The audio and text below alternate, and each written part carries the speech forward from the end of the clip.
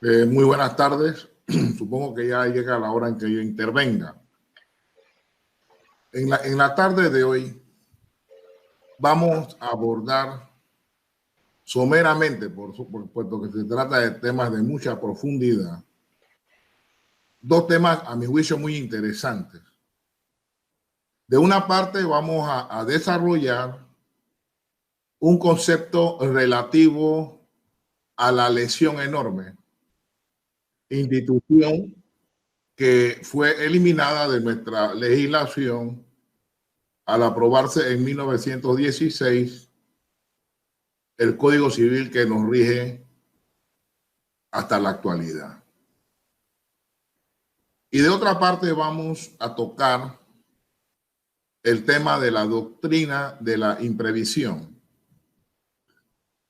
que fue incorporado a nuestra legislación mediante ley 18 de 1992, que adiciona, entre otras cosas, la terminación de los contratos por excesiva onerosidad sobrevenida derivada de acontecimientos extraordinarios, generales e imprevisibles. En primer lugar, vamos a definir de una manera un poco didáctica, poco básica, el tema del concepto de lesión. Vamos a iniciar por decir que habrá lesión allí donde en un contrato conmutativo de prestaciones recíprocas existe un desequilibrio fundamental, amplio, con relación al valor económico de las prestaciones que las partes prometen darse en virtud del vínculo. Y decimos así ampliamente, porque si bien es cierto la lesión ha sido regulado a propósito de la compra-venta en algunas sentencias y conceptos doctrinales, sus principios se han extendido a otras relaciones jurídicas distintas a la desproporción entre el precio de la venta y el valor de la cosa vendida. La lesión enorme es una institución que prácticamente se ha universalizado.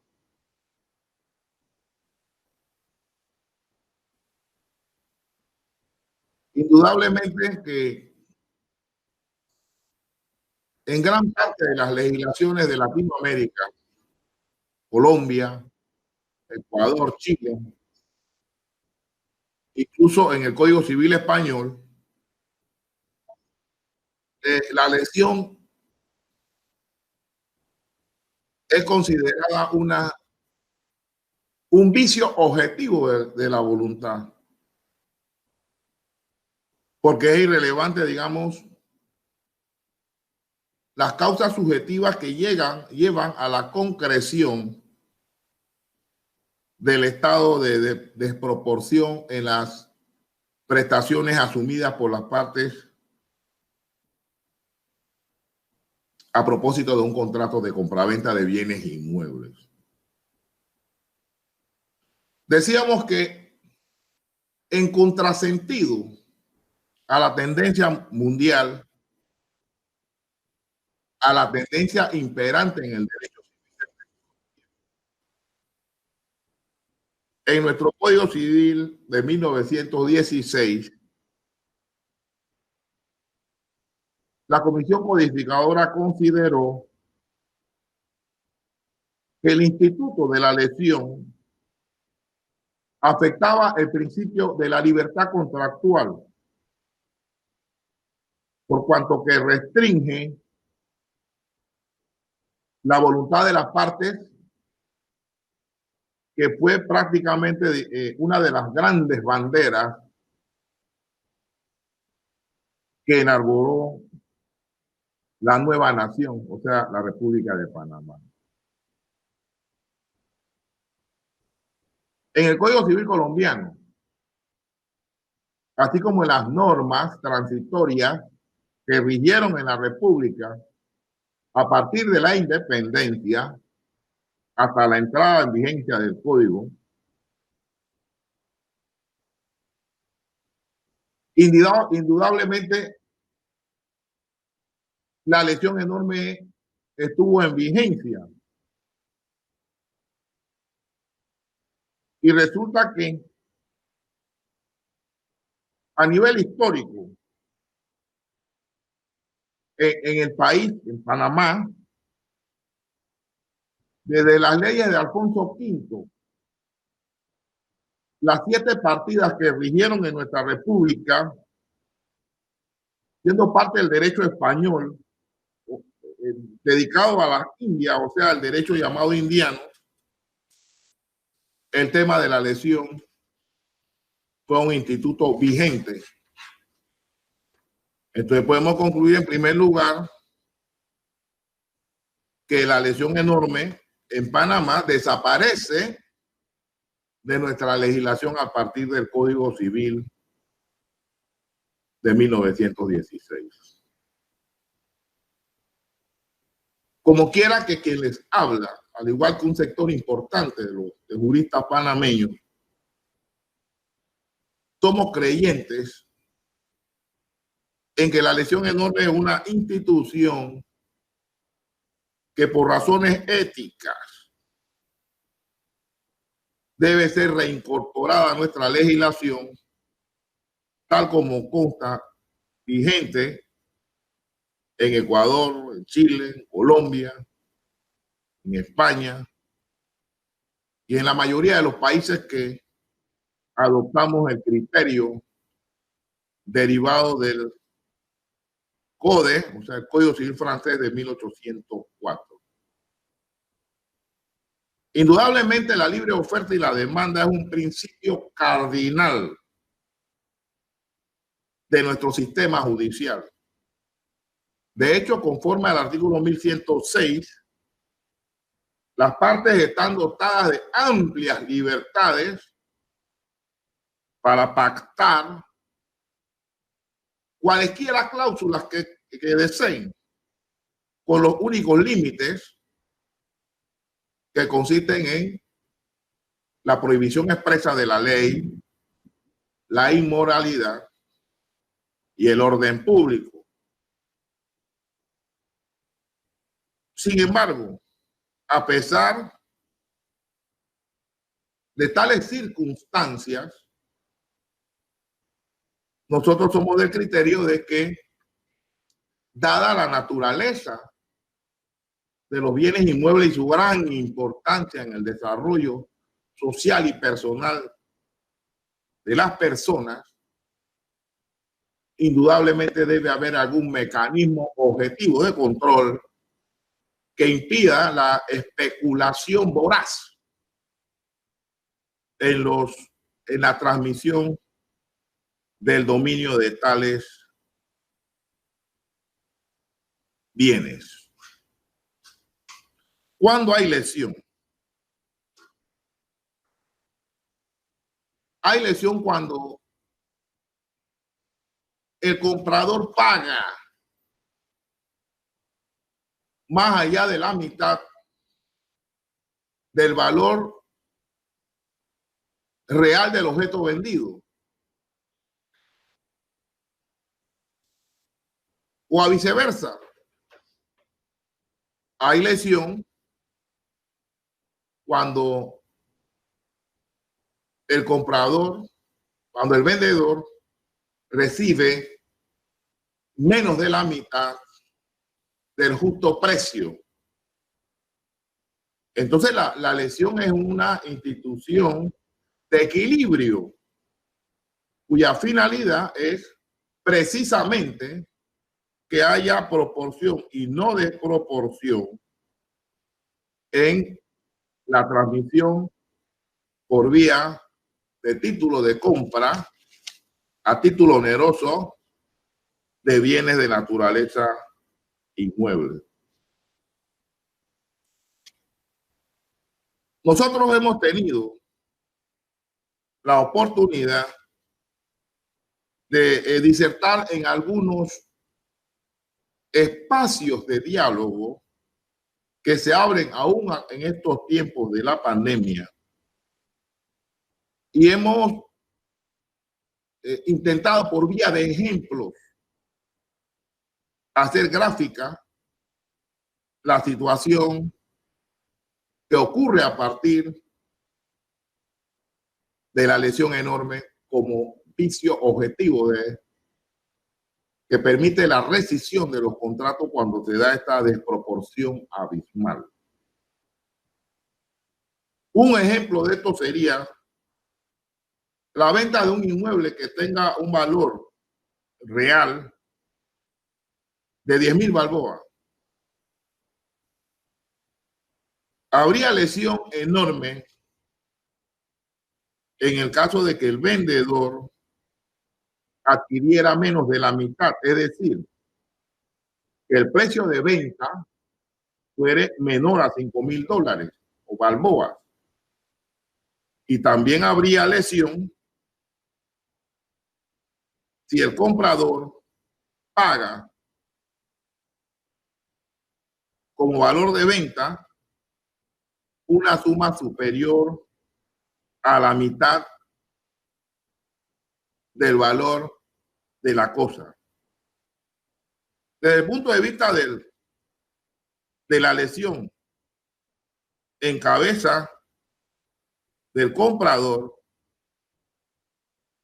pagar 15,000 balboas o dólares por un bien que vale 10, o desde el punto de vista del vendedor, recibir 5,000 dólares o menos por un bien que vale 10, configura de manera fáctica el contenido de la lesión, de manera tal que cualquier relación de venta en la que se produce en los países como Uruguay, Chile, España, Ecuador, Argentina, Francia,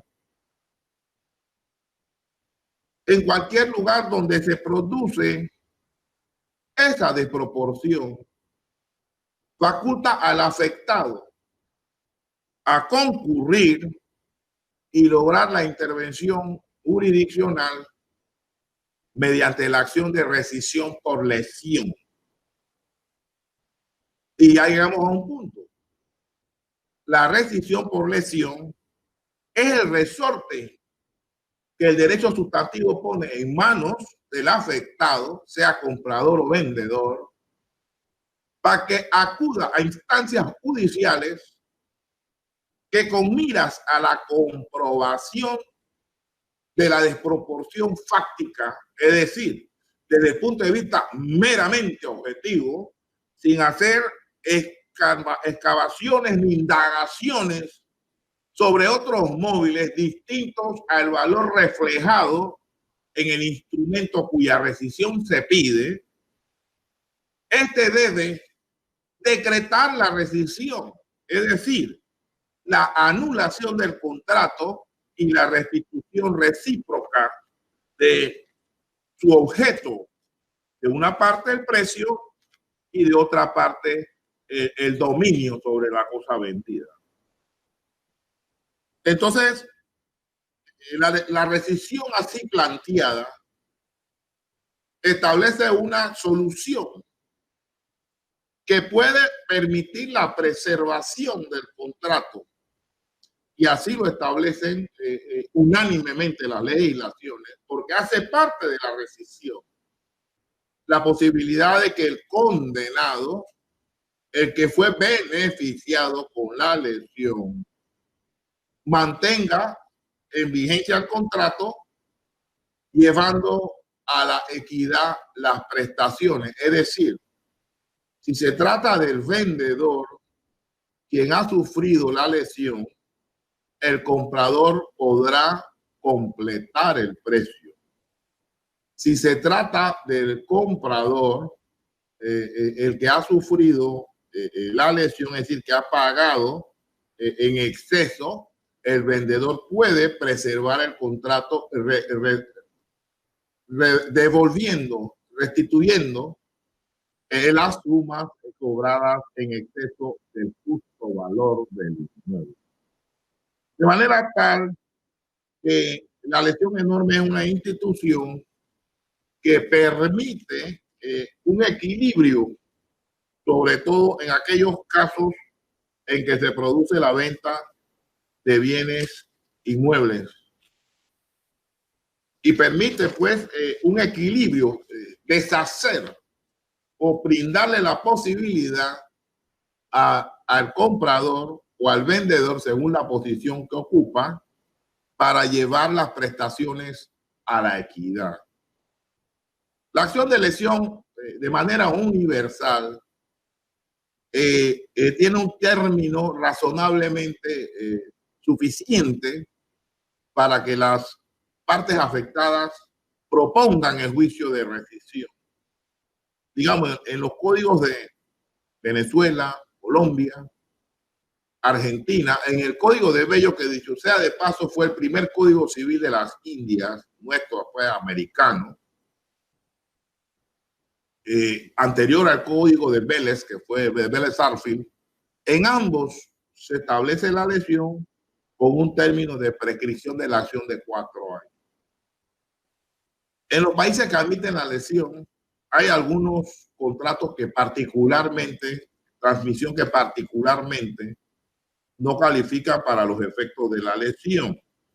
Por ejemplo, en aquellos casos en que se compra en remates públicos o cuando se vende el bien de una manera aleatoria. Y esto sucede, por ejemplo, cuando se venden bienes que presuntamente tienen minas o riquezas subterráneas, en cuyo caso ahí no aplica la lesión porque está dentro del concepto aleatorio que es de la esencia de ese tipo de venta. Yo pienso que en Panamá, en la República de Panamá, es importante que, porque ya nosotros tenemos una institución que hace un registro del valor de los bienes inmuebles, pero solo para fines fiscales. Sería interesante que la ANATI, que es la institución que hace estos avalúos, llevara a la valoración real del precio de venta de los inmuebles para a partir de allí determinar el precio justo y evitar la especulación en la venta y compra de bienes inmuebles, por cuanto que este tipo de permisibilidad lo que produce, lo que permite es el encarecimiento de las viviendas, el encarecimiento de la posibilidad de accesar de los sectores de la clase media y las clases más populares de viviendas dignas. La especulación en materia inmobiliaria en los países, en muchos países, y gracias a España, es controlada a través de la lesión enorme como instituto de moralidad dentro de la transmisión de bienes bienes inmuebles a título oneroso. De manera tal que nosotros, por lo menos mi persona, es partidaria y consideramos que en las próximas revisiones que se haga al Código Civil debe estudiarse la posibilidad de reglamentar los vicios como vicio objetivo del consentimiento, como vicio objetivo que la lesión que permita, ponga en manos tanto de comprador como de vendedor algún instrumento para revertir este tipo de desproporción en relaciones de la naturaleza de la que nos estamos refiriendo. Ahora bien, nosotros habíamos planteado la posibilidad de abordar dos temas, precisamente porque en estos días de pandemia, el universo, el mundo entero, y particularmente nuestro país, se ve inmerso adicionalmente a una crisis social, política, económica, y derivan consecuencias prácticas en las relaciones privadas que se dan entre los sujetos relativos al cumplimiento de las obligaciones asumidas antes de que se produjera el estado de emergencia sanitario que nos afecta en la actualidad. Entonces, nos vamos a referir un poco a la posibilidad o a las herramientas que el derecho nos da, nuestro derecho, a propósito de dicha situación que se ha producido en la República y en el universo entero. Comenzamos por decir que a pesar de que son países de alta tradición en nuestro continente y en el derecho nuestro, derivado del Código Civil francés, no tienen regulación expresa ni España, ni Francia, ni Chile relativa a la doctrina de la imprevisión. Es más, yo me atrevo a sostener que la mayoría de la doctrina francesa, de los doctrinarios franceses, así como la jurisprudencia en Chile y en Francia, rechazan la doctrina de la imprevisión, a diferencia de otros países como Guatemala, Colombia, Brasil, Portugal.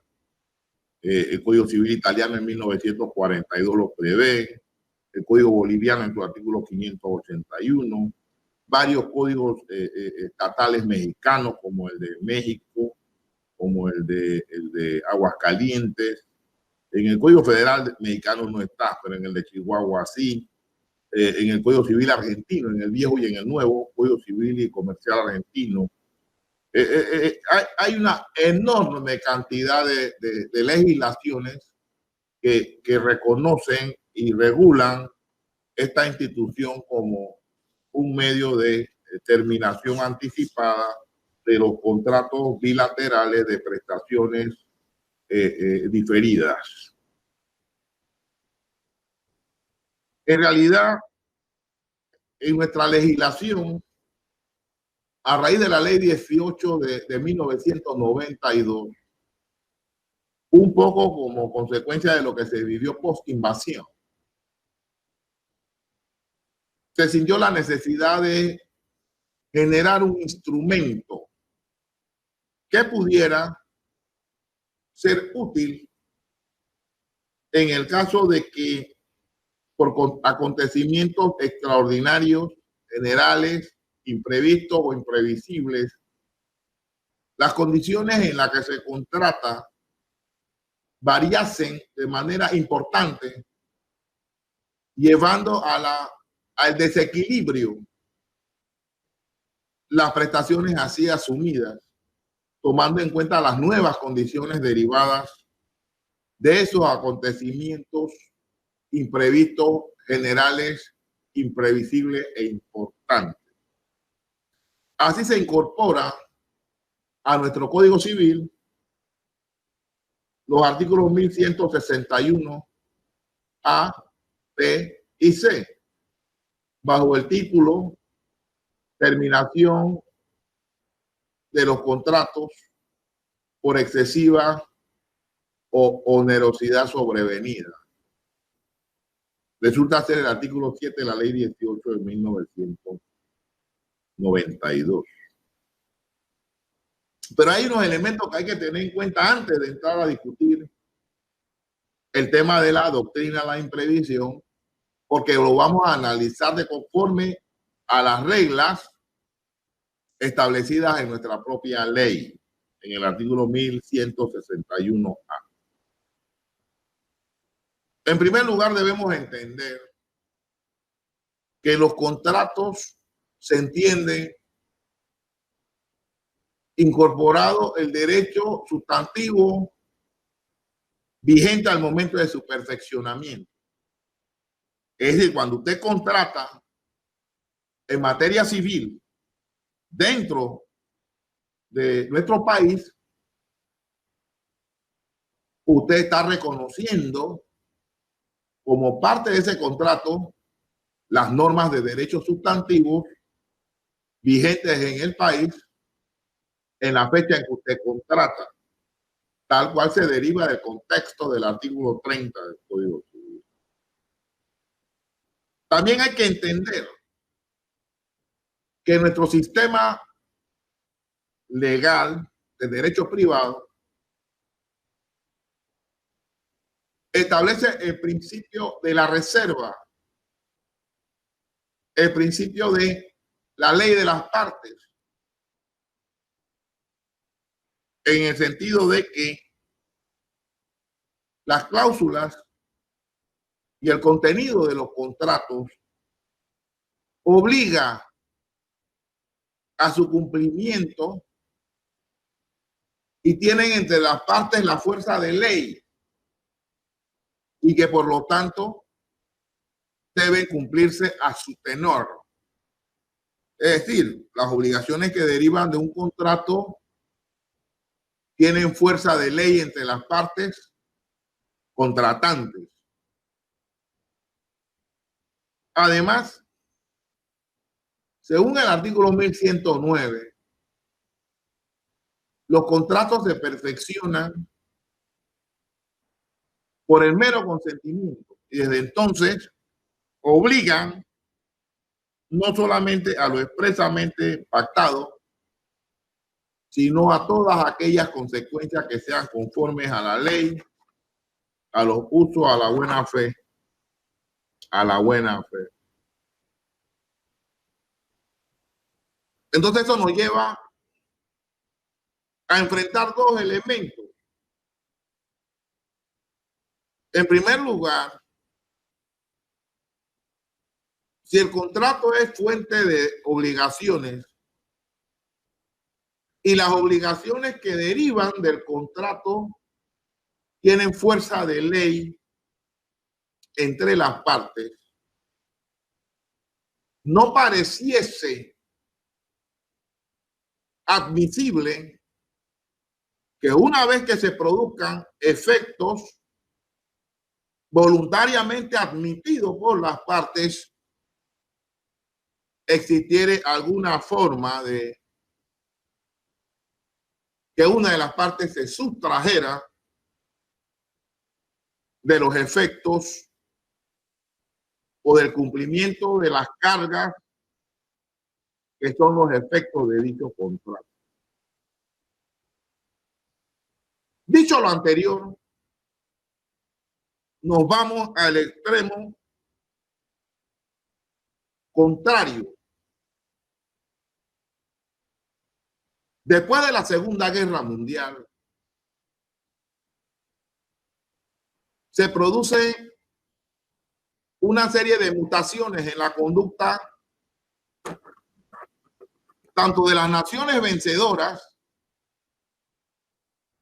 como de los regímenes que asumieron el control de las naciones no vencedoras. Se produce la Liga de las Naciones. Pero paralelamente a esa situación de orden político, surgían la gran crisis de la posguerra, que no solamente afectaba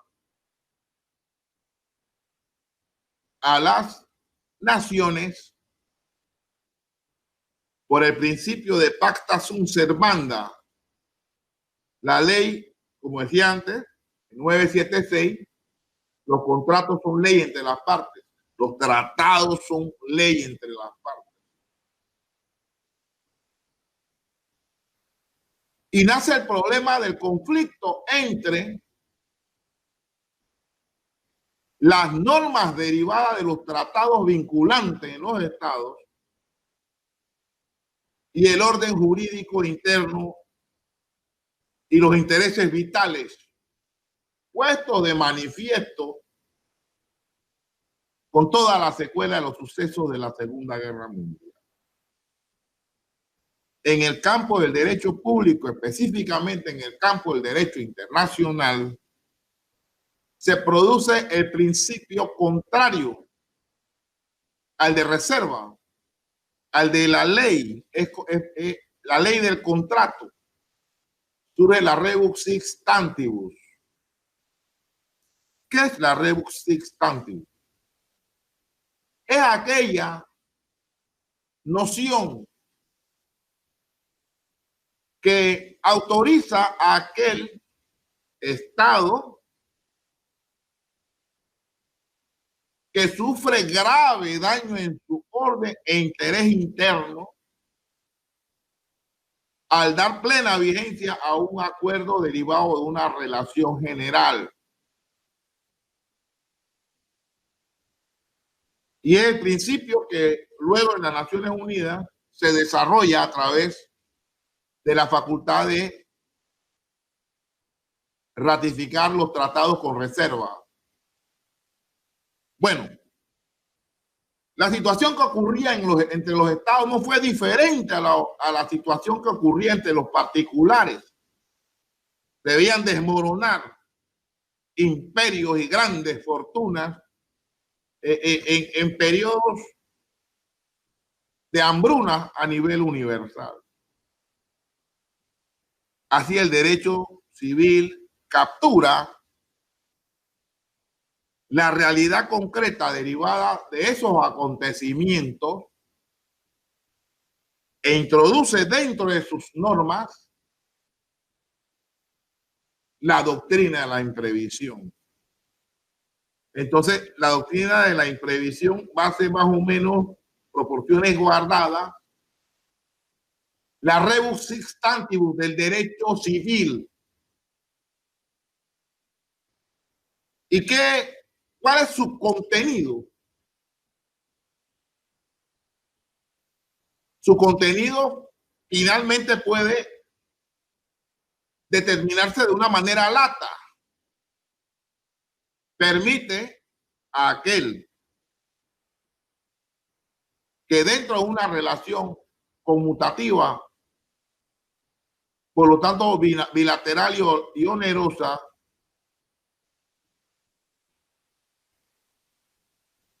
llegaré a tener tal desproporción en las prestaciones prometidas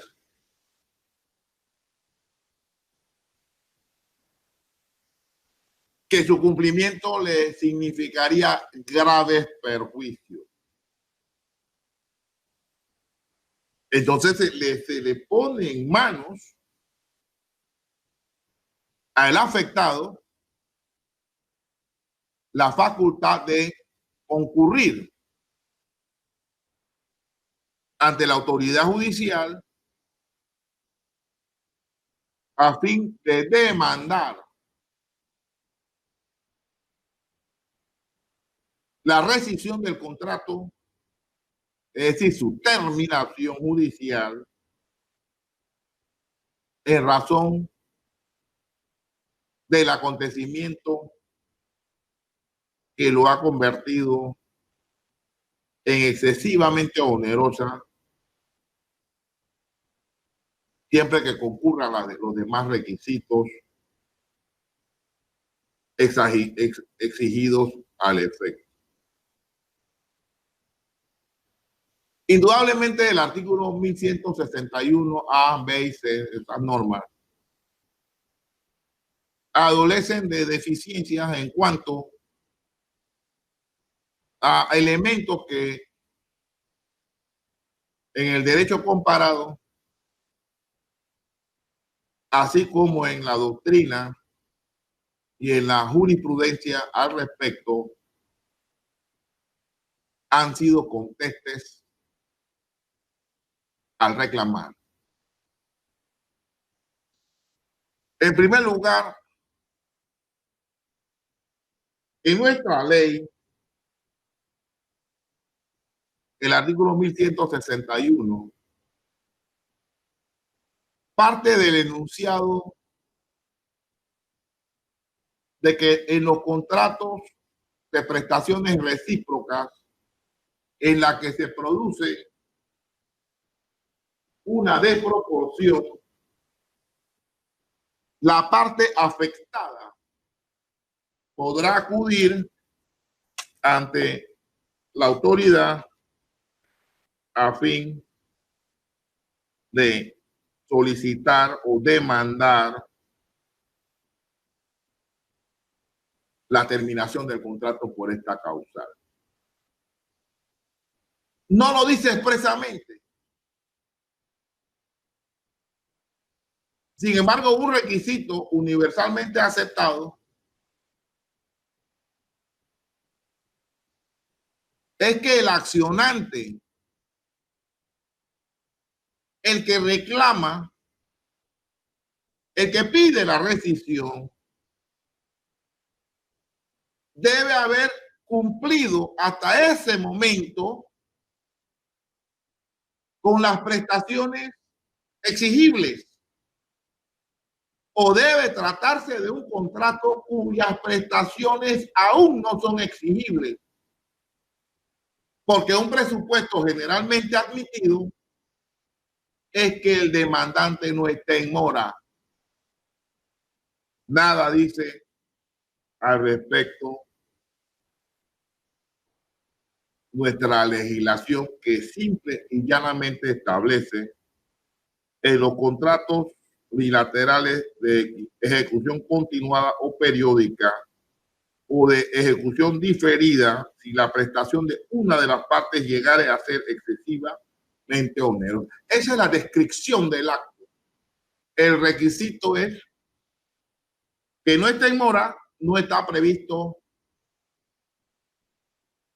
en esa norma. Obviamente, implícitamente se entiende que los actos rescindibles por esta vía deben haberse celebrado antes de la ocurrencia del fenómeno extraordinario e imprevisible, puesto que si la terminación, el acto concluye, se perfecciona después del 13 de marzo que se declaró la pandemia, las partes que contrataron así debieron prever la posibilidad de que las condiciones en las que se contrataba podían variar enormemente, como en efecto variaron. Ahora bien, las normas contenidas en estas disposiciones a las cuales nos estamos refiriendo establece como segundo requisito que la onerosidad sobrevenida no excediera, dice área, pero entiéndase alea. Alia, lo que quiere decir ahí por la aleatorio, la aleatoriedad del contrato, no el área, es el alia. Ahí hay un chiste histórico que te cuenta de un diputado que además era profesor de español, chiricano, en la comisión de estilo, corrigió a la comisión codificadora y como ellos no pueden hablar,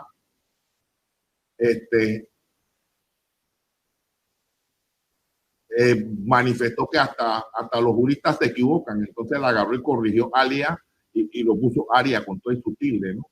Pero era alia de aleatorio. Entonces la aleatoriedad del contrato debe ser sobrepasada por el acontecimiento.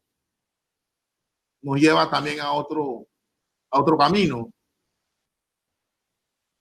No establece una base cierta objetiva, como sí ocurre en los países donde, por ejemplo,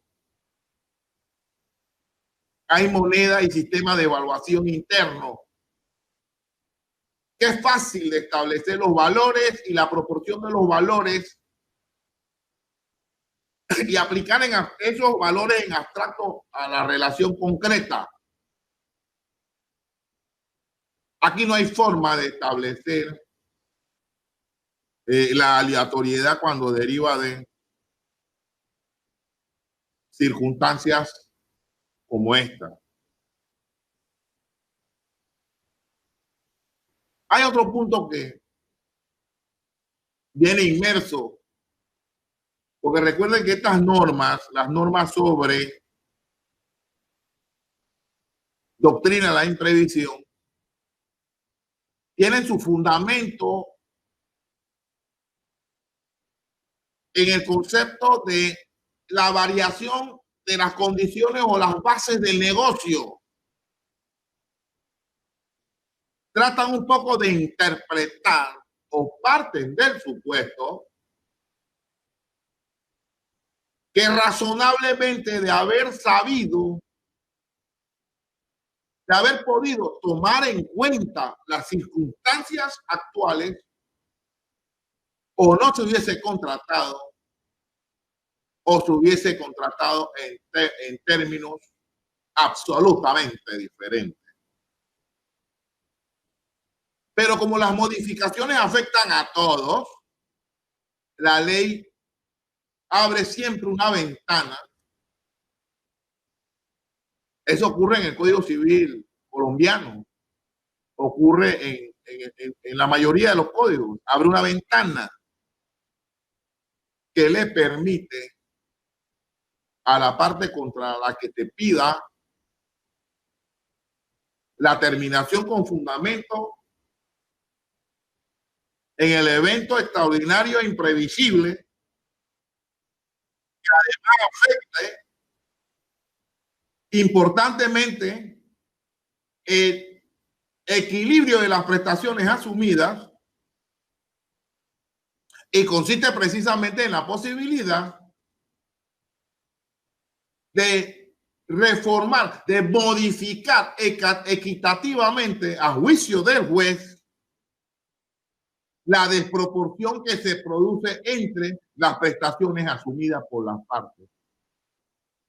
Porque esta es una norma que pretende llevar a la equidad las relaciones perturbadas por acontecimientos como la pandemia, que han modificado sustancialmente los elementos que las partes en determinados contratos pudieran haber considerado accesibles.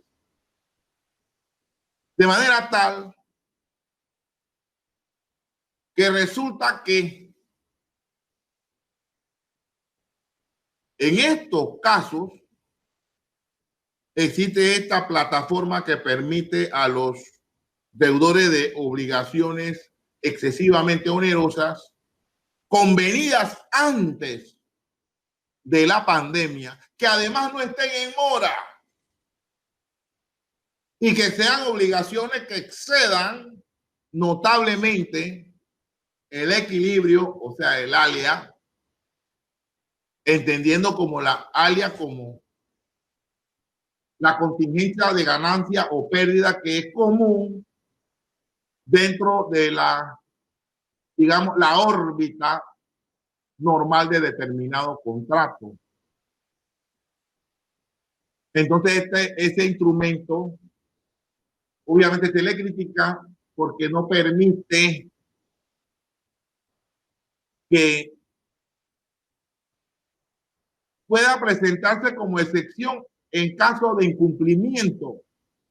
Ya hemos dicho que el requisito es que no esté en mora. La pandemia nos ha enseñado que la doctrina de la imprevisión tiene que ir más allá y tiene que permitirse que pueda ser invocada como defensa o excepción en los juicios de conocimiento. Porque indudablemente que habrán multiplicidad de demandas derivadas de la falta de cumplimiento de obligaciones exigibles que tiene como sustento, como razón genérica, como hilo conductor común, que su fundamento está en la imposibilidad derivada de la pandemia. Hay un proyecto que circula en la Asamblea, presentado por la diputada suplente Chandlek, distinguida alumna egresada de la facultad, que pretende introducirlo procesalmente como una excepción nueva. El problema no queda ahí, es que el problema no va por ahí. El problema es de derecho sustantivo. El problema camina más hacia la adecuación de la doctrina tal como está prevista en el Código Civil en el 1161 A, B y C, artículo 7 de la Ley 18 de 1992, en el sentido de establecer, como está en Chile, un principio, no en Chile no, perdón, como está en Colombia, un principio que permita invocar en proceso las reglas abstractas determinadas, puesto que nadie puede ser obligado a cumplir lo imposible. De manera tal que los presupuestos de aplicación de esta regla no deben necesariamente partir de la base de otorgar una acción para acudir a pedir la declaratoria, sino que el derecho sustantivo debe generar la terminación sin necesidad de declaración, cosa que sea una especie de condición resolutoria implícita cuya probanza se produzca en juicio, como lo han establecido, digamos, las legislaciones más recientes relativas a este tema. Entonces, para concluir, para no tomar la palabra y sentarme en ella, yo pudiera decirle dos cosas. En primer lugar, yo creo que es absolutamente necesario que se discuta en nuestro medio la viabilidad de reintegrar la lesión enorme como un vicio objetivo de la voluntad y además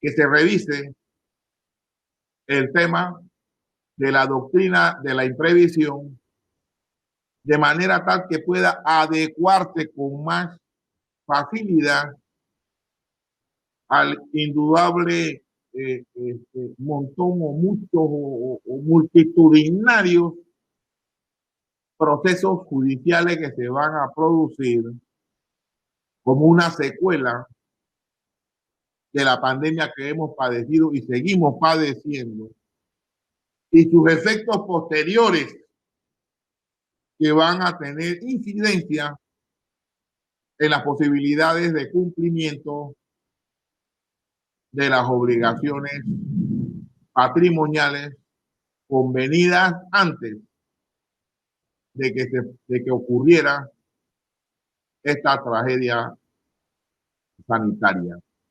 Felicidades a los residentes, autoridades de, de los distritos de Apira, Chorrera y Arraiján, ¿no? Que están de plácemes en estos días, el día 12, como entiendo, y celebremos a distancia, pero con mucho cariño por la historia de nuestro país y pensando en los momentos futuros que indudablemente serán mejores. Muchas gracias.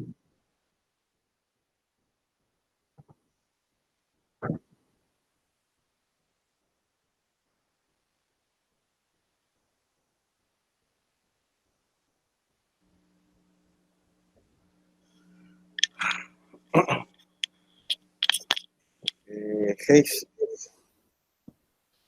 Quedo abierto si hay alguna pregunta, con mucho gusto. Estoy al aire, Hayes. Sí, está al aire, yo lo escucho perfectamente. Ok. Sí, en efecto, en primera instancia, quisiera agradecerle, doctor, a que haya participado en esta primera jornada de este nuevo canal jurídico. Nosotros siempre hemos señalado que Panamá Oeste es una de las provincias con mayor potencial del país, un crecimiento económico, inmobiliario, ante la pandemia enorme, y sobre todo un sector donde los jóvenes hemos decidido desarrollar el crecimiento de nuestra familia, porque nos sentimos cómodos y en virtud del calor y la calidad de personas que existen en toda la provincia, especialmente en los distritos que están conmemorando su 165 aniversario. Este no va a ser la última invitación, doctor. Yo siempre le digo a mi jurista de la Facultad de Derecho y Ciencia Política que vamos a desarrollar una serie de programas de educación continua, el cual ha sido promocionado por el doctor Antonio, por el magíster Antonio Once, ya que uno de los nortes de la administración del magíster Once es la educación continua y el perfeccionamiento de las capacidades de sus estudiantes. Así que con estas palabras le agradezco y entonces le damos a la jurista Ashley para dar continuidad con el programa. Muchas gracias, doctor Tinson, por su participación. Gracias a ustedes por invitarme. Saludos. Que Dios los bendiga.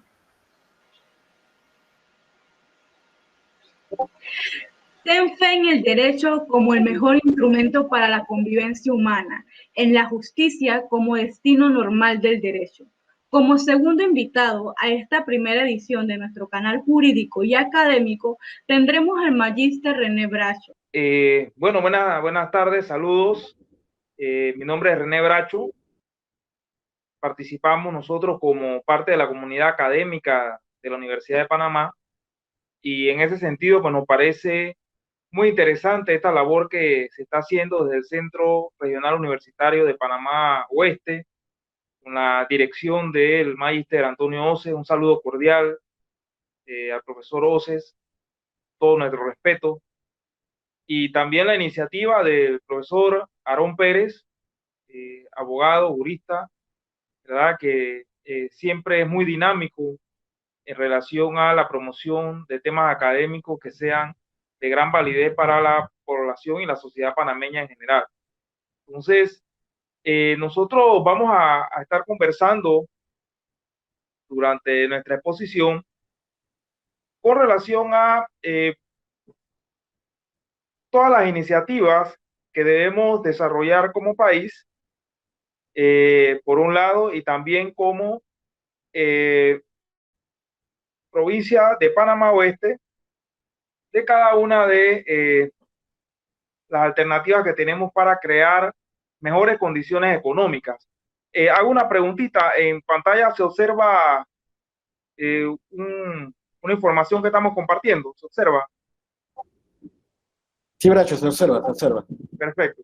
Entonces, sí, la idea es que podamos conversar sobre economía, las nuevas condiciones en el mediano plazo de cara a la reactivación económica de nuestro país, específicamente en el área de Panamá Oeste, que como veremos más adelante, pues una de las provincias muy importantes en la producción y generación de riqueza del país.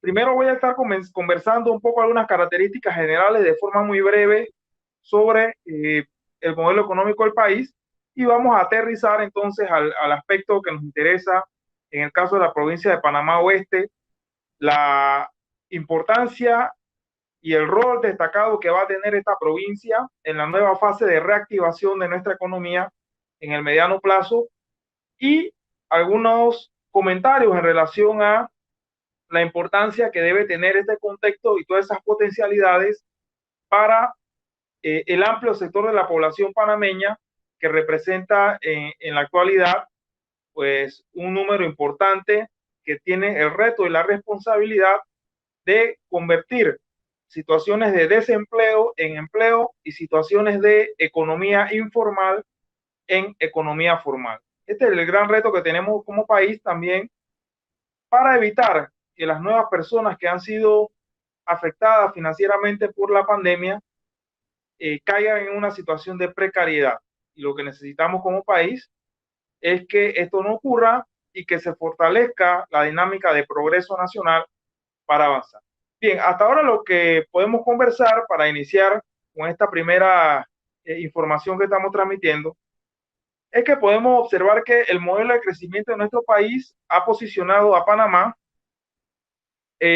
como el primer o la primera nación, el primer país en términos de Producto Interno Bruto per cápita. Es decir, Panamá hasta el año 2020 y se estima que en el 2021, esto estamos hablando año 2020 antes de la epidemia, efectivamente, se esperaba que nuestro país mantuviese esta posición del Producto Interno Bruto per cápita más alto de la región, superando a países como Chile, economías sumamente grandes como México y Argentina, países con una tradición importante en industria, por ejemplo, y Panamá, con su modelo particular, ha alcanzado ser el primer país en términos de creación de riquezas en la región. Entonces, este es un aspecto importante, ¿no? El modelo de crecimiento de nuestro país hasta ahora nos ha llevado a esa posición, un modelo de crecimiento fundamentalmente centrado en actividades del sector servicios, incluye el tema de transporte, los servicios financieros que se desarrollan en nuestro país a través del Centro Bancario Financiero Internacional, a través de las operaciones de servicios legales financieros que brinda también los profesionales del derecho en nuestro país, a través también de la conectividad que implica nuestra posición geográfica o que permite nuestra posición geográfica en materia del sector marítimo, abanderamiento de naves, transporte, como decíamos, puerto y demás, a partir de la conectividad aérea, la conectividad tecnológica. Panamá pasan las principales cables de fibra óptica submarinos en la región y la conectividad financiera por nuestro centro bancario. Entonces, esta conjunto de actividades constituye el eje central de la economía, digamos, que podemos denominar de tránsito, que opera fundamentalmente en el área metropolitana de las provincias de Panamá, Colón y Panamá Oeste. Digamos que allí la provincia de Panamá Oeste forma parte pues, de esta dinámica de una economía de servicio, una economía moderna, una economía articulada a la dinámica de las relaciones contemporáneas internacionales en términos económicos y financieros. Y otra parte del país, pues, compuesto o integrado por las provincias centrales, Chiriquí, Bocas y en el caso de Darién, que desarrollan actividades no tan articuladas a esta plataforma transnacional de servicios, sino actividades más tradicionales vinculadas fundamentalmente con el sector primario, el agro, la ganadería y algo de agroindustria. Entonces, podemos decir pues, que la economía panameña, en términos generales, es un modelo de crecimiento que se ha venido a caracterizar por ser una economía bimodal que combina, por un lado, una economía moderna, dada por esa plataforma transnacional de servicios que articula 3 provincias, Panamá, Panamá Oeste y Colón, y una forma de economía más tradicional dada por las otras provincias. Entonces, este modelo de economía bimodal tiene una característica macroeconómica en la que podemos decir que de los componentes del crecimiento económico, el sector o la variable, mejor dicho, la variable consumo, es la más importante, representa el 63% de la riqueza o de la demanda que se genera en el país.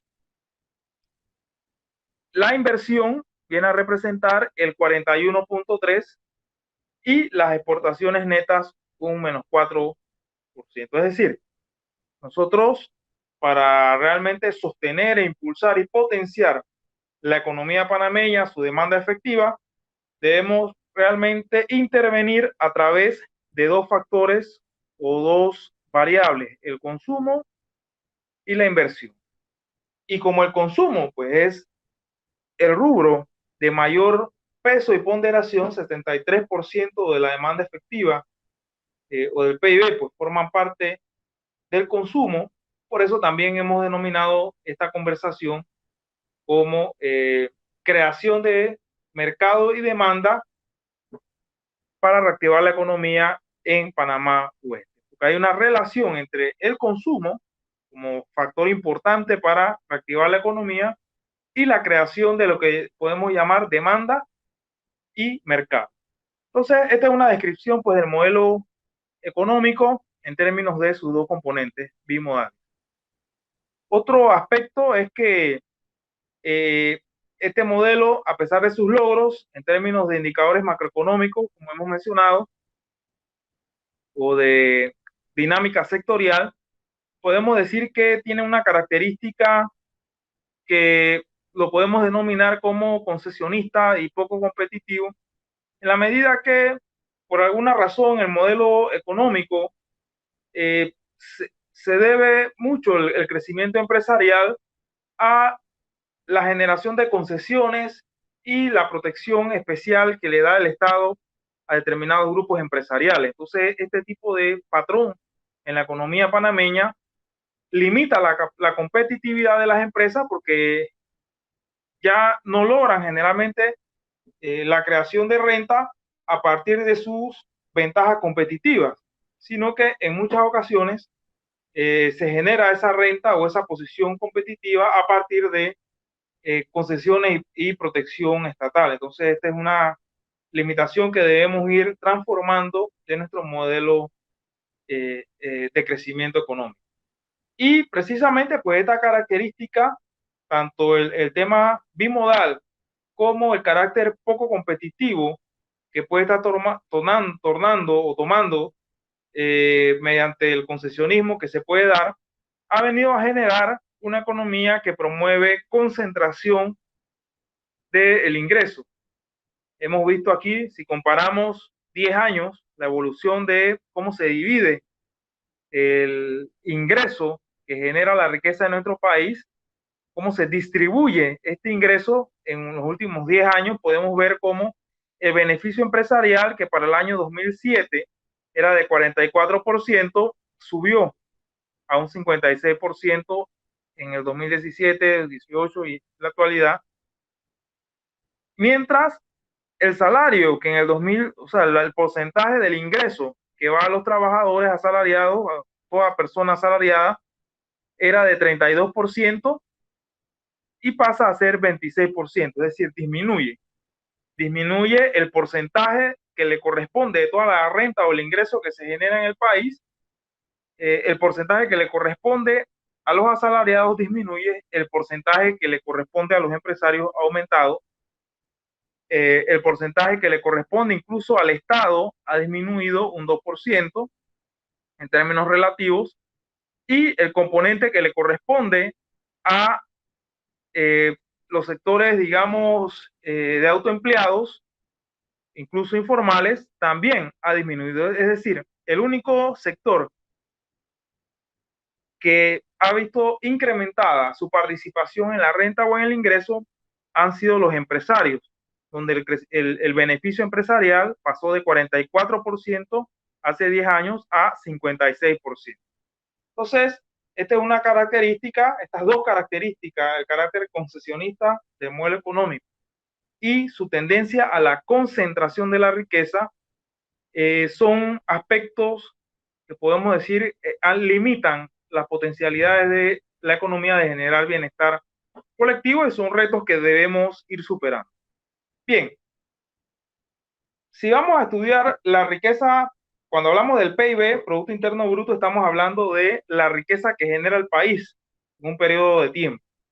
Vamos a ver o a verificar cómo se compone la riqueza de nuestro país por provincia. Tenemos aquí datos comparativos del 2014, que están en azul, y datos en anaranjado del 2017, que fue la cifra más actual que pudimos localizar.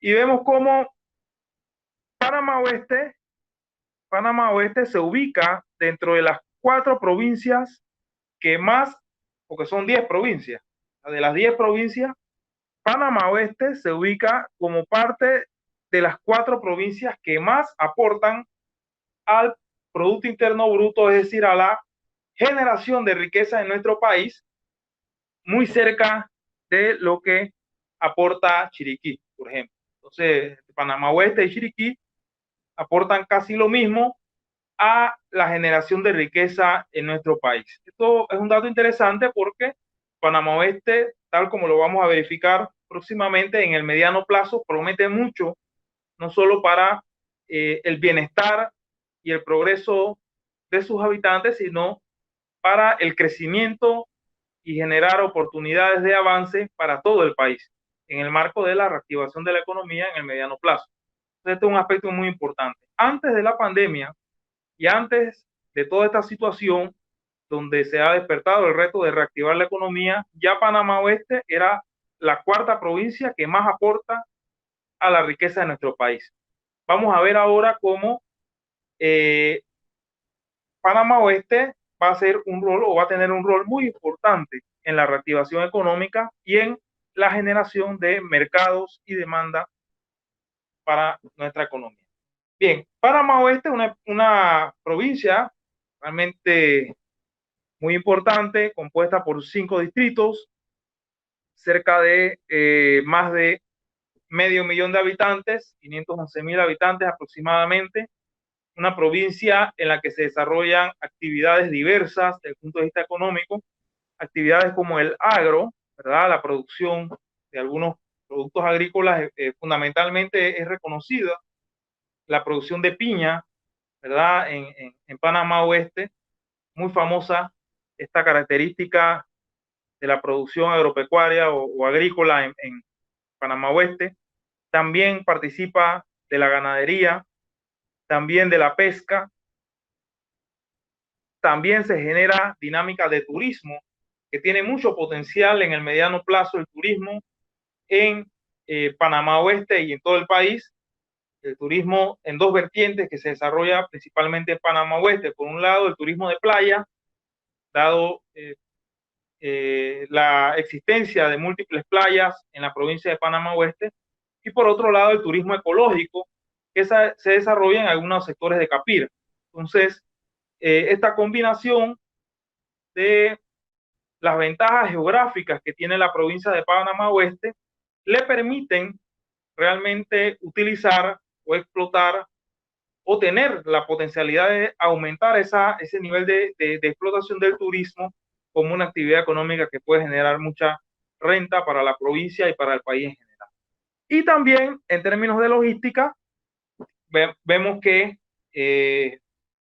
la cercanía de la provincia de Panamá Oeste al Canal de Panamá, en la provincia de Panamá Oeste opera un punto importante en términos logísticos y comercial, como lo es el área de Panamá Pacífico. Dentro del área de Panamá Pacífico también está el aeropuerto de Panamá Pacífico, que es una de las propuestas aeroportuarias del país, que permite o se articula a la conectividad aérea que tiene nuestro país.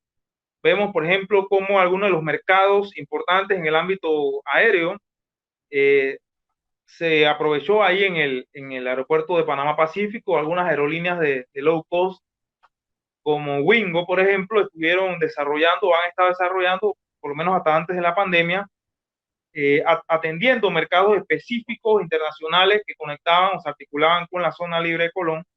Por ejemplo, muchos vuelos Panamá-Cuba, Panamá-La Habana, donde realmente gran porcentaje de cubanos venían a la zona libre de Colón a comprar productos para revenderlo en Cuba y utilizaban precisamente el aeropuerto de Panamá Pacífico.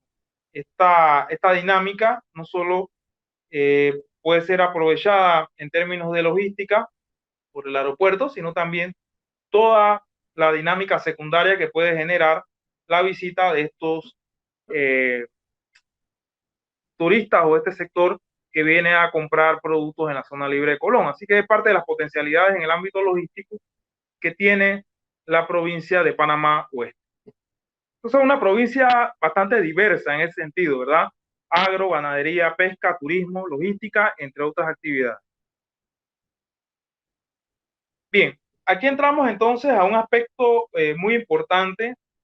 Nosotros somos del criterio que en la nueva fase de reactivación de la economía, nosotros vamos a tener una situación en la que la política fiscal y tributaria va a ser muy importante. Va a ser muy importante y esto implica que los proyectos de infraestructura de construcción pública van a jugar un rol fundamental en la reactivación de la economía. Y de esos proyectos, por lo menos nosotros podemos mencionar 4 de ellos que son muy importantes y están ubicados en la provincia de Panamá Oeste. De entre ellos tenemos la línea 3 del metro, proyecto muy importante que ya está en fase de contratación también, ya ha sido contratado, mejor dicho, ya va a avanzar a la fase de operación.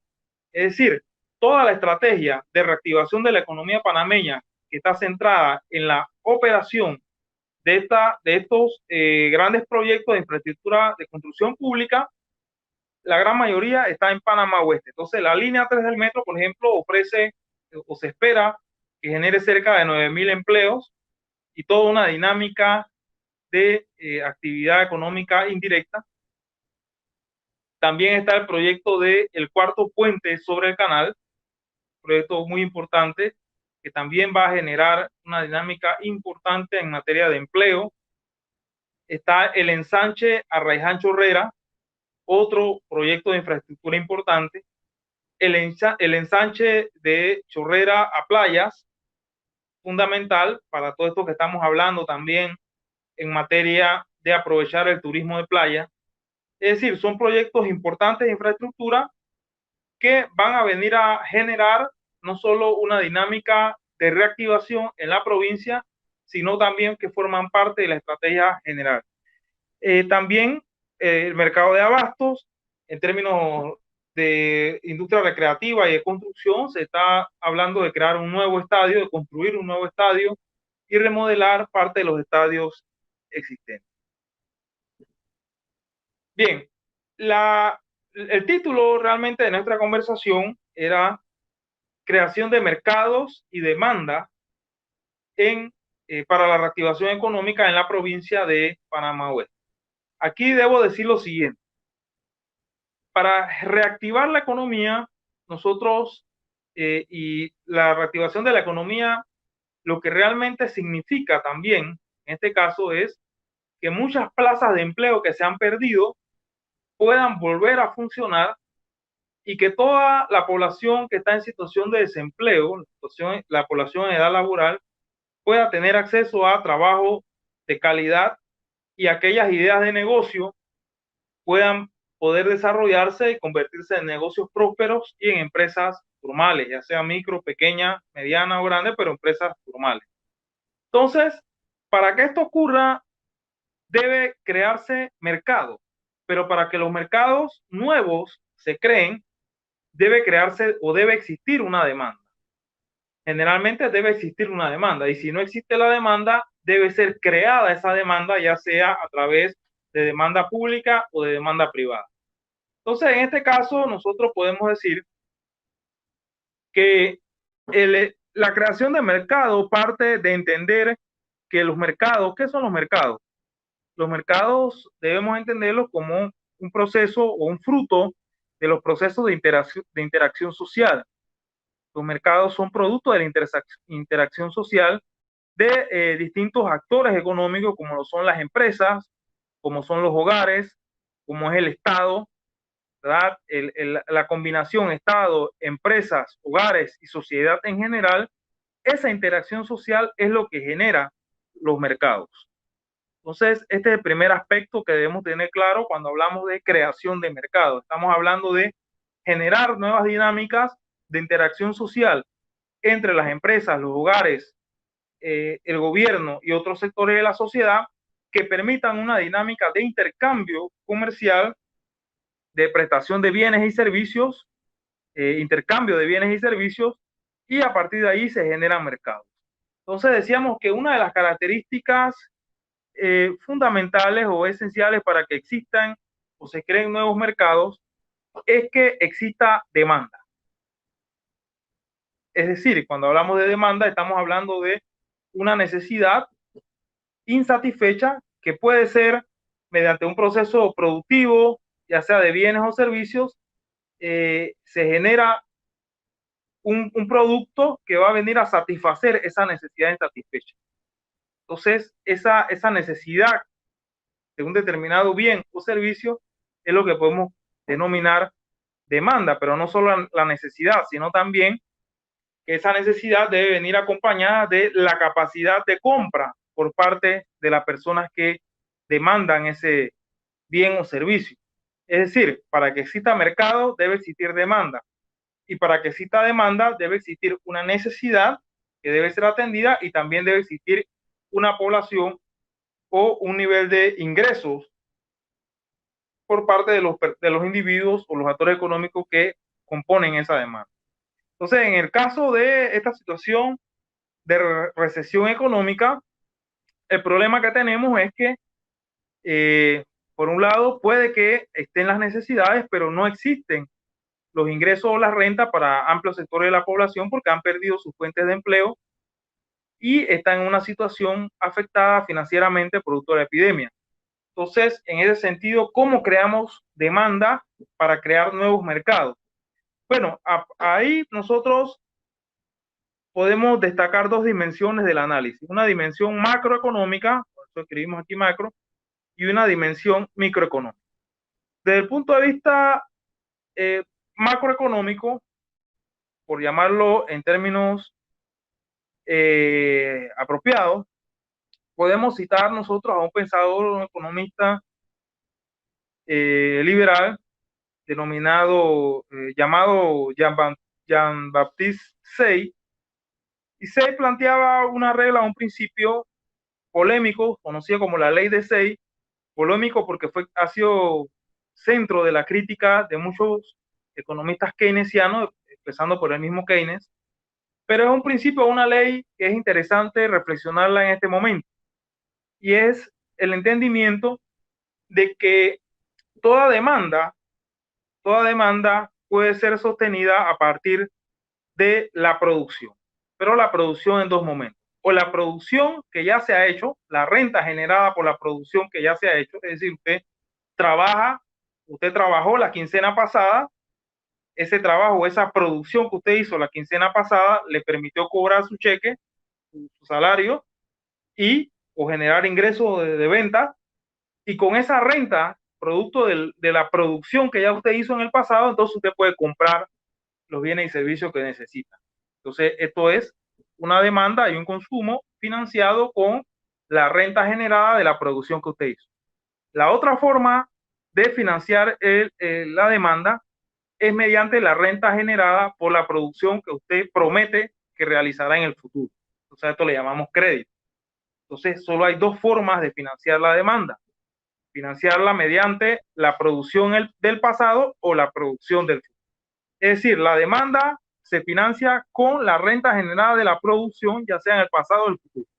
Entonces, esto es muy importante. ¿Por qué es muy importante? Es muy importante porque cuando nosotros hablamos de reactivar la economía y de creación de demanda, realmente tenemos que partir de las características que nos invitan a nosotros a generar producción, porque es la renta generada por la producción la que nos va a permitir a nosotros consumir y generar esa demanda que a su vez nos permite generar y crear mercados.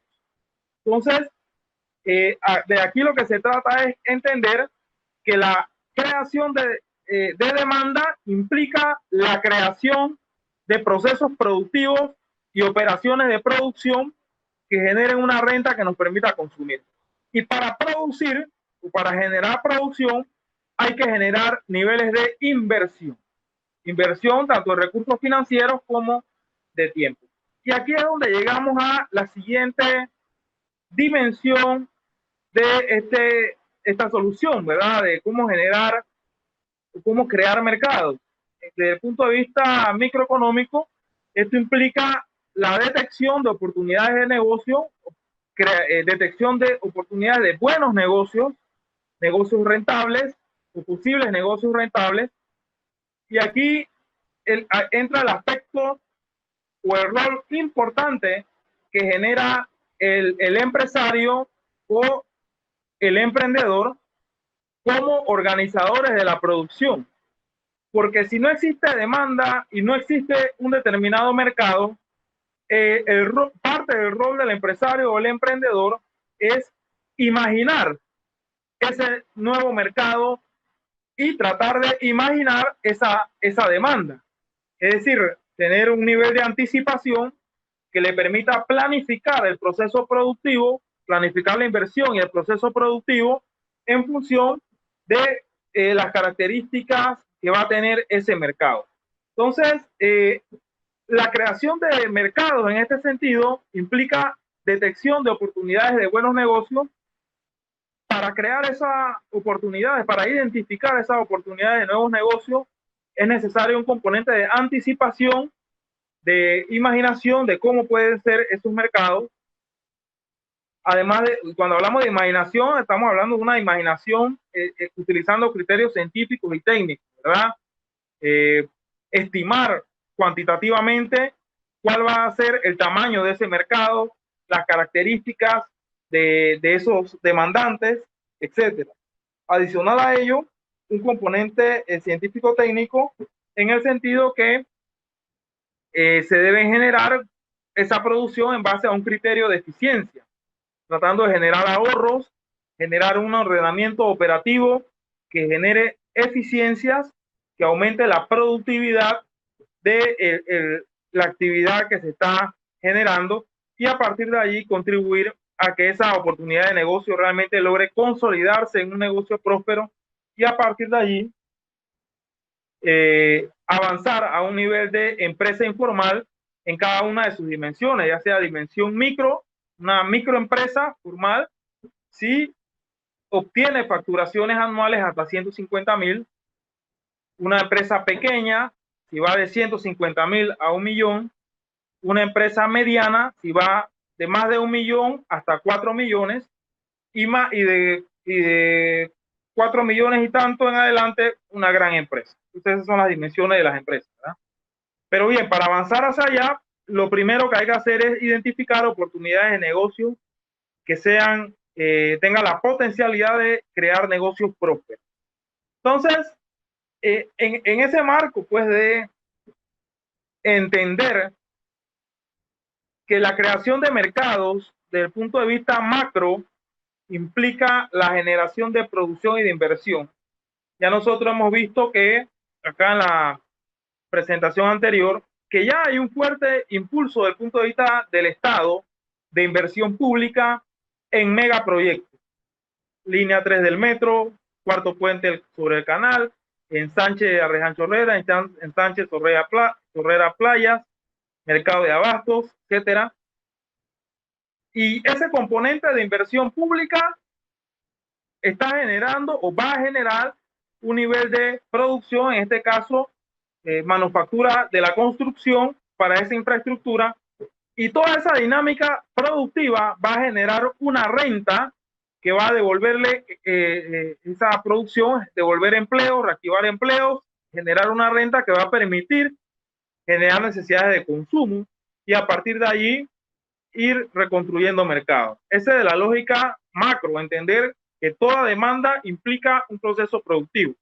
Y desde el punto de vista micro decíamos que esas oportunidades de inversión se enfoquen en oportunidades de negocio que desde el punto de vista técnico y científico se identifiquen como buenos negocios.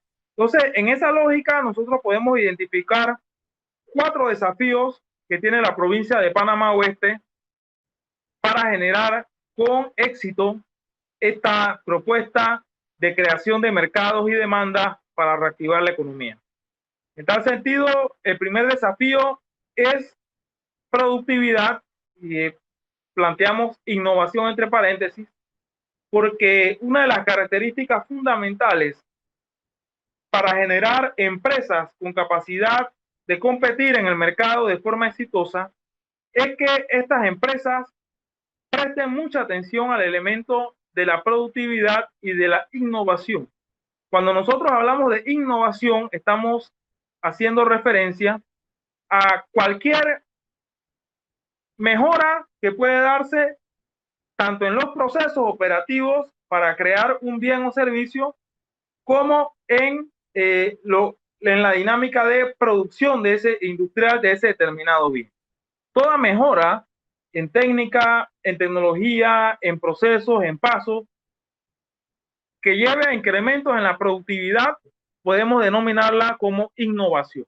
Entonces, pero para generar innovación, para detectar esas oportunidades de mejora en los procesos productivos que generen eficiencia y productividad, que se traduce después en rentabilidad, nosotros debemos tener toda una actitud como actores económicos, estar concentrados en la identificación de ineficiencias para corregir esas ineficiencias, concentrados en el estudio permanente de los procesos productivos y de las operaciones de producción, verificar la gestión de operaciones, que haya un equilibrio entre la oferta y la demanda, los procesos industriales, una actitud de constante monitoreo, vigilancia, creatividad, que realmente nos permita generar esas innovaciones para asegurar la productividad de las actividades económicas que se enfrentan.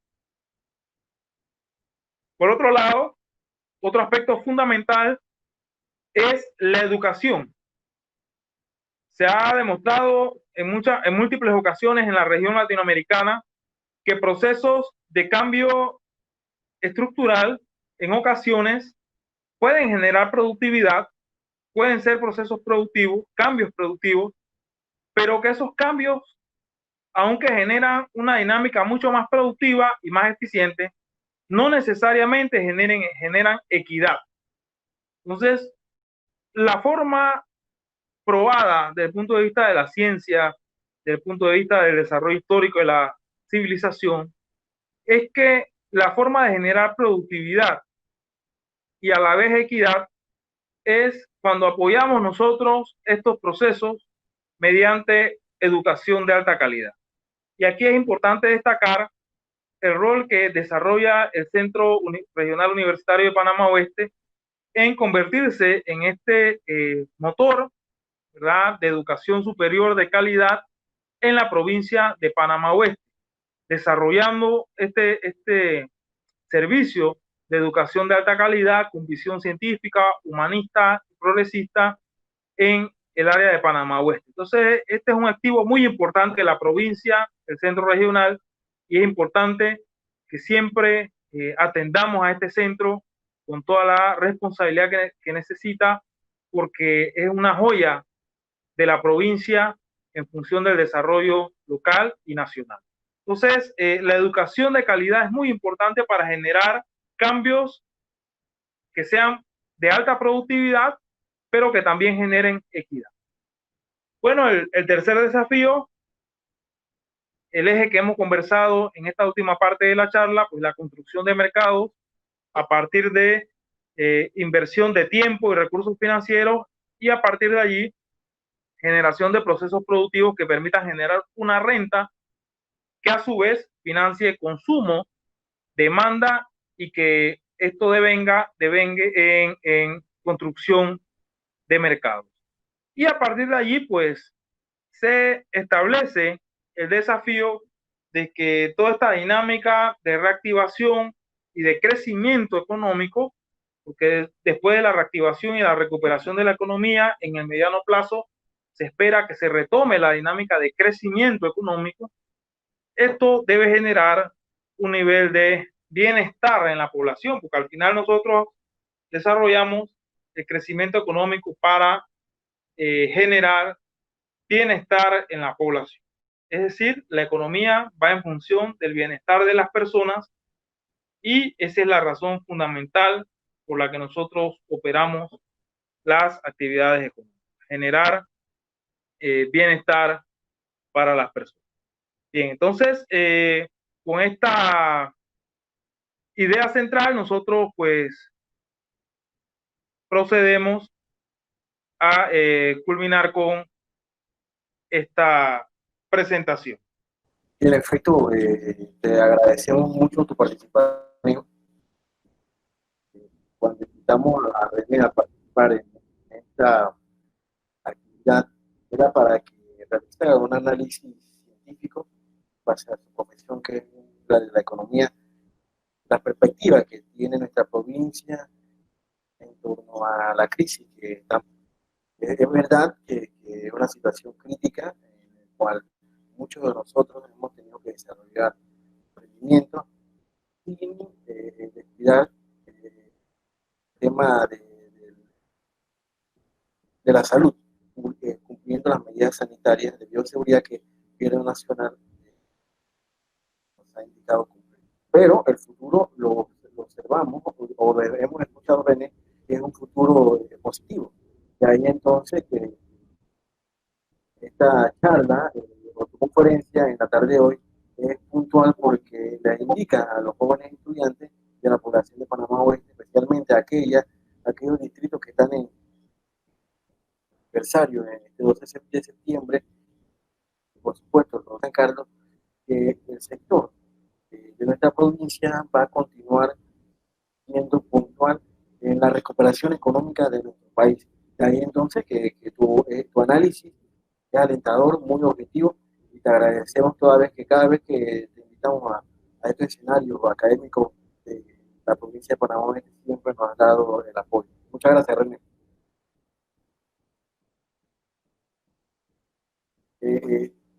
Como último punto, nos ha tocado a nosotros concluir y establecer un tema fundamental.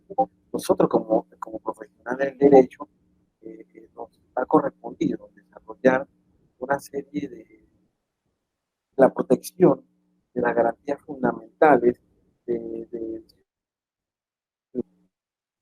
sin embargo, como nos encontramos en una institución académica, nos corresponde entonces desarrollar nuevas herramientas para poder desarrollar esta promoción y esta garantía de los derechos fundamentales propia a la.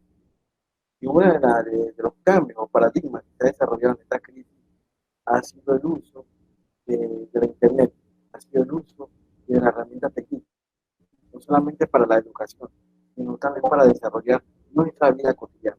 En este sentido, la creación de este canal de promoción del conocimiento, del conocimiento académico jurídico, no solamente se hace incluyendo los temas, sino también para desarrollar con nuestros emprendedores, con nuestros ciudadanos, la manera en la cual nuestro sistema jurídico ha desarrollado la tutela de nuestros derechos humanos.